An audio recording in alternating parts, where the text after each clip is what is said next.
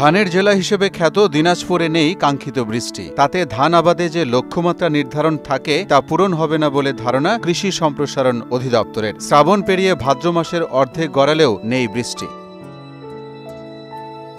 জেলায় জমিতে পানি ধরে রাখতে তাই দিনরাত চলছে মেশিন দিয়ে সেচ। ফসলের প্রান্তর জুড়ে শুধু শ্যালো মেশিনের শব্দ। জেলায় ৭৬,৬৪২টি সেচ যন্ত্রের মধ্যে বর্তমানে ৩৬,০০০ সেচ যন্ত্র চালু করে আমন আবাদ করছেন কৃষকরা। তাতে বাড়তি খরচ নিয়ে দুশ্চিন্তায়ও কৃষক।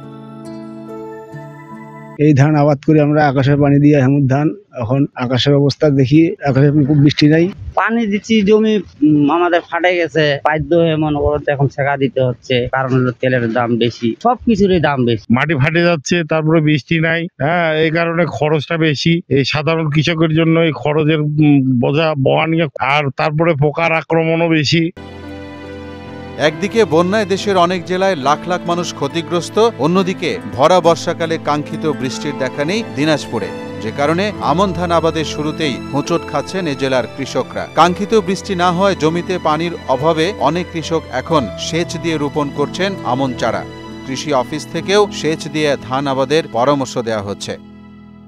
এবছর দিনাজপুর জেলায় রোপা আমন ধানের লক্ষ্যমাত্রা নির্ধারণ করা হয়েছে 2,60,850 হেক্টর জমিতে। এ পর্যন্ত প্রায় 52% জমির আমন ধান রোপণ করা হয়েছে। যেসব এলাকায় রোপণ করা হয়েছে দেখা যাচ্ছে সেখানে পর্যাপ্ত বৃষ্টি না হওয়ায় বা বৃষ্টিপাত কম হওয়ার কারণে অনেক জমিতে একটু পানির ঘাটতি দেখা যাচ্ছে। মোট ৭৬,০০০ সেচ যন্ত্রের মধ্যে প্রায় ৩২,০০০ সেচ যন্ত্র চালু। কৃষকরা অনেকেই তাদের ব্যক্তিগত সেচ যন্ত্রগুলি চালু করে সেচ দিয়ে রোপণও করেছে তারা, এবং এখনো সেচ দিচ্ছে, যদিও এতে তাদের একটু বাড়তি খরচ যাচ্ছে, কিন্তু প্রকৃতির উপর তো আমাদের আসলে হাত নেই।